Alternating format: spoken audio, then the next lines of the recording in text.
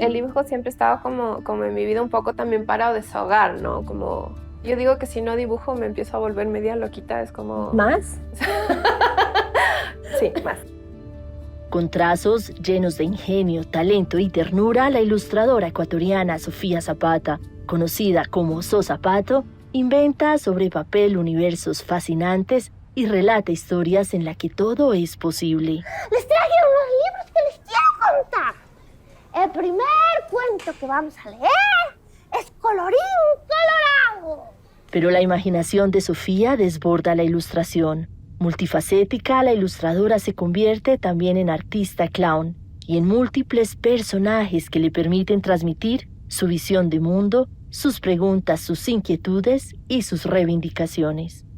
Y yo desde todos los aspectos que puedo, desde la ilustración, desde el teatro, lo que intento es un poco como hablar de la tolerancia y de esa empatía con el otro, de conectar con esa idea de que todos somos parte de todo y que si tú estás bien, yo estoy bien. Hoy en Fuerza Latina, Sofía Zapata, seleccionada por prestigiosas editoriales asiáticas entre las mejores ilustradoras del mundo.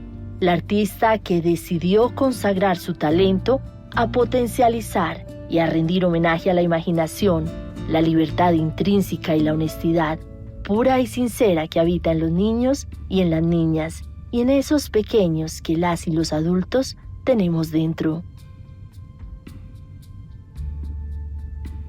Sofía, muchas gracias por recibirnos hoy aquí en tu universo o en tus múltiples universos. Hola Nati, qué placer tenerte aquí y poder conversar contigo. Yo feliz. La primera pregunta es, ¿cómo eras tú cuando eras chiquita? A ver, yo era como una niña un poquito particular. Desde pequeña me sentí como que no encajaba mucho en este mundo. No lograba como entender el mundo de los adultos ni mi propio mundo interior, digamos. Yo suelo decir que nací media amargada, media rotilla, porque en realidad era como muy mal genia, lloraba mucho y no sabía cómo expresarme, era como muy introvertida y era como muchas cosas que no sabía manejar, no podía hablarlas, no podía verbalizarlas y de alguna forma, de hecho, el dibujo fue como la manera de encajar.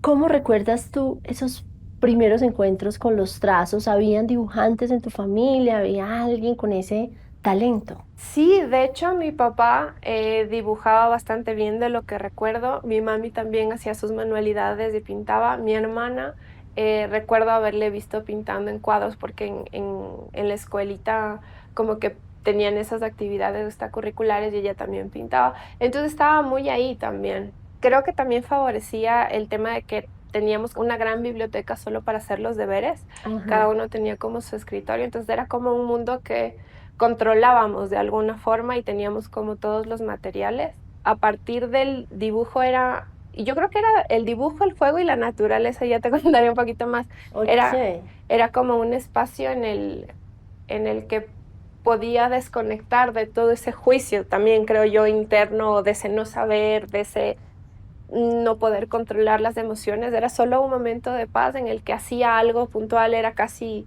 meditativo de alguna forma y ahí conectaba conmigo, que me hacía mucha falta. Entonces creces, vives, me imagino, procesos interiores para de ser la niña insoportable, ser esta mujer encantadora y llena de luz y de alegría. Pero cuando tienes que decidir una carrera, entonces decides ya irte de frente con el mundo de la creación. ¿Cómo fue esa elección? ¿Qué otras ideas también te seducían? El tema del dibujo estaba ahí, digamos, lo del arte, pero en el transcurso de crecer, no recuerdo a nadie puntualmente que me diga, no puedes ser artista, pero de alguna forma estaba como el mito de que no puedes vivir del arte, de que solo hay en una universidad estatal aquí y que no, porque es súper peligroso y no sé qué. Entonces yo había anulado inconscientemente la posibilidad de ser artista. Y en el camino había pensado ser agrónoma porque, no sé, los animales y el medio ambiente siempre ha sido como algo que lo tengo presente y que amo mucho, entonces fue como de ley agronomía. Y cerca de graduarme, descubro que tengo un medio hermano, él estudiaba diseño gráfico y fue como, ¡ah! Hay algo que se parece al arte, pero no es arte, pero más o menos, y fue como... Pss. Entonces él me presentó, digamos, de esta nueva opción, esta nueva carrera. Me enamoré, fue como de ley, quiero hacer eso. Y nada, decidí estudiar diseño gráfico. Terminé la carrera, trabajé en una empresa que amo mucho también y que me dio mucho, fue una gran escuela, Sonacuario, 1 año y medio me parece, y decidí con lo que había ahorrado ir a estudiar artes porque no me iba a quedar con la duda de qué pasaría así. Yo creo que pudo haber sido como un punto de quiebre ese momento en que tu jefe encuentra tu libreta donde tú hacías trazos, dibujos, ilustraciones por hobby. En realidad tenía esa libreta todo el rato al lado de mi escritorio y mientras se grababa, mientras estábamos en una reunión, lo que fuera, yo tenía como esta necesidad de dibujar y hacer personajes y cosas así. Entonces no era tan escondido, estaba como por ahí. Y sí, el Beto tenía como la capacidad de estar ahí medio viendo las potencialidades del equipo y vio esa libreta y dijo, ya nada, a ilustrar. Entonces empezaron a confiar en mi trabajo y sí fue un punto de quiebre cuando pude publicar esas ilustraciones en la revista. Fue como... Y nace entonces en el 2012 un personaje que me pareció fascinante porque además me identifiqué mucho con él. Siempre llegaba tarde a todas partes. Colorín colorado. Esa idea estaba como pululando en mí desde bien pequeñita, que nos contaban los cuentos de niños. Cuando estábamos chiquititos nos contaban los cuentos y en la noche era colorín colorado, el cuento se acababa y se iban. Y a mí siempre me pareció colorín nombre y colorado apellido. y era como decir Sofía Zapata y nombrabas a alguien, pero de repente ya apagaban las luces y se iban. Y era como, ¿y la historia de ese personaje? Si dijo presente. Claro, si ya se presentó, si ya me están... presentando a ese personaje, ¿por qué no me cuentan esa historia? Entonces era como algo que estaba como ahí en mí, como queriendo salir. Además que me identificaba mucho con colorín, porque yo soy alguien que se pone muy, muy roja cuando se pone vergonzosa. Ajá. Y entonces yo decía, colorín es de los míos. Con Colorín Colorado nace como este formato, el libro álbum, que lo has seguido utilizando, además de inscribirte en una especie de corriente muy tuya, que es que se mezcla una narración visual y en ocasiones la palabra, en ocasiones no, pero sí hay un estilo definido, aunque todos tus trabajos son muy distintos. Sí, Colorín Colorado de hecho fue como esa patadita del universo que te dice, ok, quizás es por ahí, y yo pienso de alguna forma como tal vez no lo estoy haciendo tan mal porque fue el primer libro álbum que publico. Participé igual en un concurso en Sonacuario que quedé como mención y dijeron, ok, vamos a trabajar la estética, la historia, vamos a pulirla y vamos a publicarla. Y fue todo un proceso de aprendizaje también. Y no me has contado que ya empezaste a ganarte otra cantidad de premios, por allá uno súper importante en Nueva York, también con Colorín Colorado, y ahí empiezan una cantidad de reconocimientos. Tienes razón, con Colorín empezó algunos reconocimientos. Y en realidad yo estaba enamorada de este formato de libro-álbum desde hace mucho antes, pero con Colorín se concretó de alguna forma. Fue como ponerme el reto adelante y resolverlo y ver que se resolvía bastante bien, tanto que podía tener este tipo de reconocimientos. Y fue como que hermoso saber que sí puedo transitar ese camino. 4 años después, decides dar a luz a otro personaje y es de verdad ponerle luz y reflectores a esta niña profundamente inquieta y al mismo tiempo, aunque sin palabras, invita a una reflexión muy profunda. Matilde. Digamos que la historia más superficial es de una niña que roba un pincel mágico de un pintor. Que le da vida. Que le da vida a todo lo que dibuja, cobra vida. Y ella dibuja un dragón y el dragón se le sale de las manos y ella no sabe muy bien qué hacer. Es un desastre ese dragón. Es un desastre desde el punto de vista que lo veas, porque hay muchos lectores que de repente son pro dragones. Okay. Pero hay que verlo, ajá. Y ella no sabe qué hacer, entonces se le ocurre como aprisionar a ese dragón. No le gustó. Y amarrarlo, ¿no? Y eso fue terrible. Y afortunadamente el pintor estaba muy cerca para poder salvarla porque el dragón ya le iba a comer.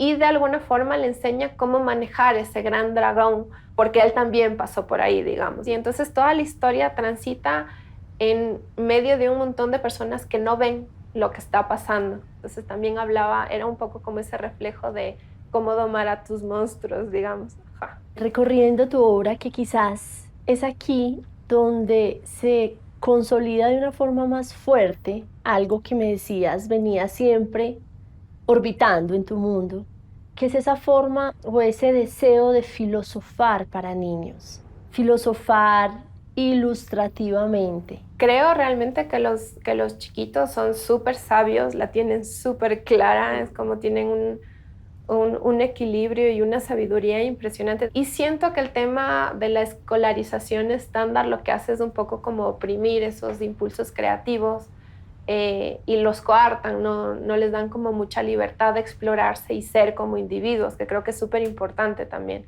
Entonces, este tema de reforzar o de apoyar el pensamiento filosófico en los niños me llamaba mucho la atención porque yo vengo de una educación súper estándar y tengo una profesión súper creativa y claro, cuando me enfrenté al reto de pensar por mí misma creativamente, buscar nuevas soluciones a los problemas de siempre, fue como miércoles, esto nunca lo repasé, nunca me enseñaron, ¿no? Sí. Y entonces es como volver a educarme desde otro lugar. Fue como, ¿cómo logro desde la ilustración generar cuestionamientos y preguntas? Hay después otro desafío y otro momento grande, ilustraciones, premios, artículos, revistas, entrevistas en medios de televisión, pero hay un momento que a mí me parece muy importante y es cuando decides crear tu propia editorial. ¿Cómo eliges el nombre y la filosofía que la acompaña? Omani Ediciones era algo que quería, que me llamaba ya desde algún tiempo y no me sentía como con la capacidad ni económica ni digamos, logística para hacerlo, pero llegó como un premio. Un fondo concursable, del Estado, y fue como que voy a meter el proyecto y si sales porque el universo quiere que vaya por ahí. Ya tienes tu primera publicación, Me voy por ahí. Bellísimo que estamos viendo en este momento, en el que seas tú quien nos cuente la historia. Un niño imagina que el tiempo tiene tantas capas como su libreta de notas. Yo tengo ahí como una historia con el tiempo, también es una como de mis obsesiones, tengo como varias teorías sobre el tiempo. Y una de ellas era que un día se pega al otro de alguna forma y que hay un espacio entre un día y otro. Uh-huh. Eso lo había pensado como mucho tiempo. Y pensé como, ok, para no hacerlo lineal, podríamos poner abajo, ¿no? Una arriba y una abajo. Entonces, ok, ya no es como al lado que está pegadito, sino arriba y abajo. Y después apareció la idea de hacer una especie como de multicapas, ¿no? Como si fuera una libreta y entre un día y otro hay un montón de capas para abajo y para arriba. Entonces, Debajo de Hoy realmente es la historia en la que coinciden dos personajes, Valentín y Marjorie. Valentín se pregunta qué hay debajo de hoy y Marjorie se pregunta ese mismo instante qué hay arriba de hoy. Y en medio puedes ver todas las capas que hay entre un día y otro. Y justo en la capa de la nada se convierte en un gran pájaro, porque también ponemos ahí esta idea de que la nada es un espacio donde todo es posible, ¿no? Como trastocar ciertos conceptos que a veces son como muy rígidos en el cotidiano. Hay otros proyectos que han sido publicados en España y vistos y premiados en muchos lugares del mundo. Uno que particularmente me interpeló y es Distinta. ¿Qué hay detrás de Distinta? Distinta sale de un texto que yo escribí que después lo publiqué como Delfines en el cielo, que es casi un manifiesto de que todo es posible. Es mi manifiesto de que yo soy una persona que cree que todo es posible y que no hay separación y que todos estamos conectados. Pero básicamente Distinta es mi promesa a mí misma de no perder las ganas ni de jugar ni de intentar ser mejor persona y conservar los colores, ¿no? Con los colores me refiero al medio ambiente, me refiero al respeto, me refiero a la tolerancia, me refiero como esas cosas que aportan y no dañan, digamos. Sofi, precisamente en ese compromiso con el medio ambiente, con la vida, con la alegría que en ella habitan, le das vida a otros personajes utilizando otros de tus muchos talentos. Y yo quiero invitarte a un parque para que conozcamos a Clavija y a Clavijita, que estoy segura que como a mí, a muchos de nuestros televidentes también les va a alegrar el alma. ¡Juguete! ¡Ah! Ya me llamo Clavijita Posponia. Todas las palabras se iban excepto una. Siempre. Y Colorín la atrapaba y la escondía en su bolsillo para que no se vaya. ¡Son zapato!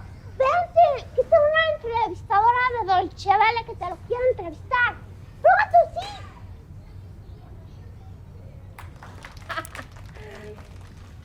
sí! Sofi, qué maravilla y qué ternura de personaje el que has creado. Gracias de nuevo por este momento. Cuéntame la historia de Clavijita. A ver, Clavijita Posponia, la versión niña, sale a partir de una obra que pude dirigir y codirigir con dos compañeros. Dirigí yo y ellos me ayudaron en la codirección, Quique Mediavilla y Fernando Acosta. Esta obra trata de una mujer que va como muy pesada por la vida, lleva muchas maletas en su espalda y quiere ser ligera, y la forma que encuentra de aligerarse es como abrir todas esas maletas y despojarse de esos recuerdos, de esos pedazos de vida. Y al recorrer esos pedazos de vida, inevitablemente aparece como su versión niña que de repente interpretó momentos de una forma particular y que necesita sanar esos momentos para aligerarse. Entonces sale esta versión que es una niña que está como, no sé, es como muy entradora, está loquita, es muy fantasiosa, pero muy, muy aguerrida, ¿no? Como que defiende su punto de vista, aunque ni ella misma lo entiende, pero siempre está como contrapechando y cuestionando y compartiendo todo. Es muy amorosa. Ajá. Inventiva. Sí, mezcla las palabras, un poco disléxica, pero no le importa, repite mucho como lo que dice el papá y la mamá, entonces hay como dichos medios enredados. De hecho, en la obra dice cosas que tú dices, oh, por Dios, si le oyera a su madre o su padre, porque está como enredando cosas. ¡Ay, Diosito! ¡Ay, que me sacan en crisis! ¡Que mi tosito de mi témpano de hielo! ¿Cómo es posible? ¿Cómo es posible que se supone que nos estén enseñando a pensar y nos van a calificar de bueno y malo? Pues quisiera que esto fuera veneno. Me conviene que Diosito me parta un rayo y que me muera. Por la pandemia empezamos a hacer con mi expareja unos videos de la Clavijita, que era el personaje que mejor se adecuaba al formato video audiovisual. Se enamoró de la cámara y yo siento que mucha gente también le abrió el corazón a la Clavijita. Bueno, este es un tipcito muy importante porque, bueno, en estas épocas de pandemia nos toca estar todo el tiempo con la mascarilla.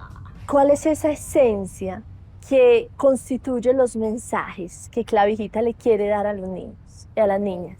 Yo creo que la Clavijita en general viene como a quitar dramatismo a todo. Creo que no es solo a los niños, es también a los adultos. Y a veces siento que particularmente se comunica o conecta con los adultos, ¿no? Porque los adultos de mi generación crecimos mucho con la culpa, ¿no? Con el deber ser. Y la Clavijita viene a sacarle como todo ese drama, ¿no? Como a conectar con el juego y con el instante y con el gozo, con el ser, con el permitirse ser fuera del reglón un poco. ¿Cuál es la importancia de hablarle a esos pequeños, a esas pequeñas que tú has elegido hablarles en este momento? ¿Cuál es el desafío?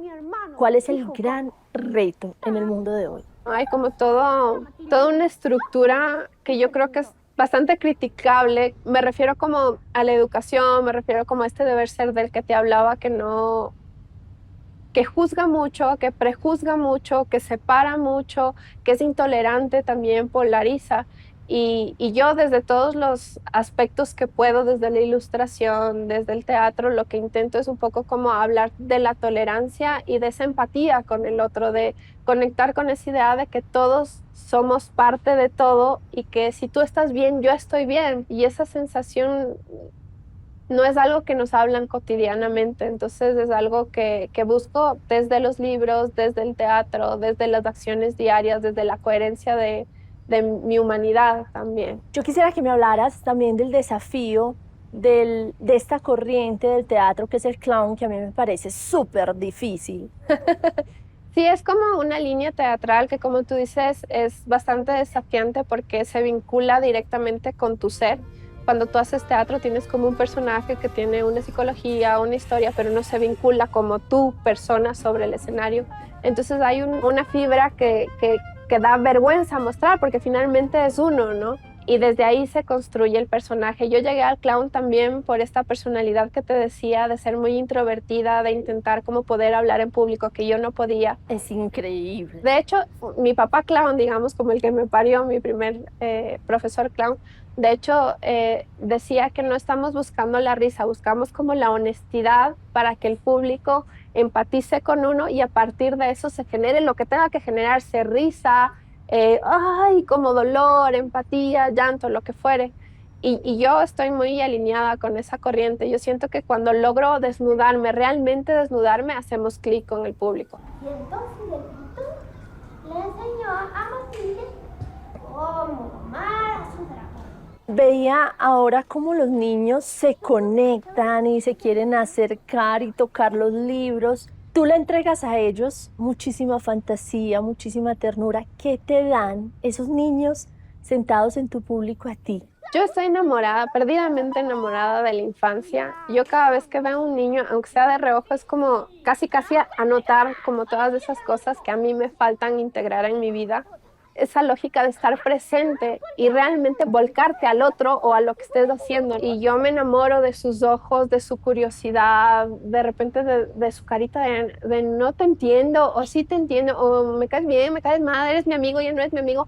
Me enamoro de todo. Creo que esa verdad hace falta en el mundo y solo ver sus caritas ya, no sé, me reconforta y me da muchas lecciones, porque incluso las reacciones que tienen con los libros a mí también me nutre como autora de libros, digamos.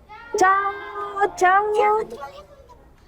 Quiero que mañana vayamos a hablar de otro tema que es tu amor por la naturaleza, por el equilibrio y por el medio ambiente. Nos vamos mañana a hablar de eso. Mi juego favorito cuando era pequeña y no podía jugar con nadie porque no sabía cómo era acostarme en el césped y hablar con las nubes, por ejemplo, y sentir cómo las nubes se mueven y creer estar viendo ese movimiento de la tierra, imaginar como muchos mundos. Y conforme fui creciendo y conociéndome, entendí que quizás es la relación primogénea que hay que sanar, ¿no? Si uno puede sentir empatía con los elementos y gratitud con los elementos, difícilmente violentará a su par, ¿no? A su pareja, a su empleador, a su empleado. Y he podido colaborar con movimientos que defienden el medio ambiente desde distintos lugares, ¿no? Portadas, por ejemplo, que visibilizan el extractivismo petrolero en el Yasuní, que para mí es súper importante. Y el trabajo de las mujeres frente a ese extractivismo, sin duda es un trabajo bellísimo. Sí, de hecho hay una portada específica sobre la minería en el Abya Yala y las mujeres defensoras en toda Latinoamérica, y ha sido como un súper honor poder ponerle imagen a todas esas voces, ¿no? Y de alguna forma ser la imagen que llama a que conozcamos esos temas. También pude hacer la portada de una recopilación de mujeres perseguidas desde distintos ángulos, un proyecto de acción ecológica en Ecuador. El libro se llama Brujas, Salvajes y Rebeldes, igual fue como súper movedor. Todas esas defensas y esas luchas que a veces no están tan visibles, pero que permiten que muchas personas podamos disfrutar el día a día, ¿no? Sofía, otro de los trabajos, digamos, más inspiradores en los que has participado es sin duda Voces del Bosque. Sí. Estuviste invitada con otros artistas ecuatorianos.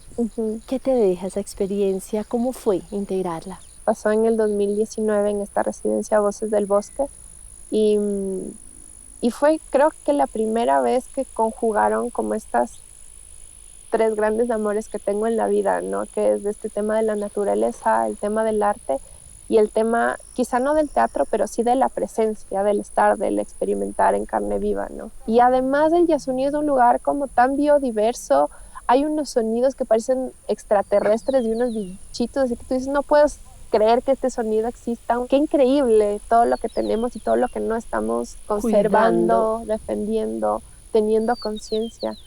Y son esas experiencias que te cambian la vida y que te ubican, ¿no? Con mucha más fuerza y te dicen, sí, hay que defender esto, hay que gastarse vida en esto, ¿no? Vale la pena. Y que sin duda, como lo hemos visto en el transcurso de este encuentro, llenan de propósito existir y trabajar. Gracias por tu alegría, gracias por tu creatividad y gracias por habernos regalado este momento tan especial. A ti, Nati, a todo el equipo, gracias por verme, por darme este espacio de esta ventanita, digamos, y por sus humanidades, que estoy como enamorada de un montón de personas que ustedes no ven atrás de las cámaras, pero gracias por acogerme y abrazarme en este espacio.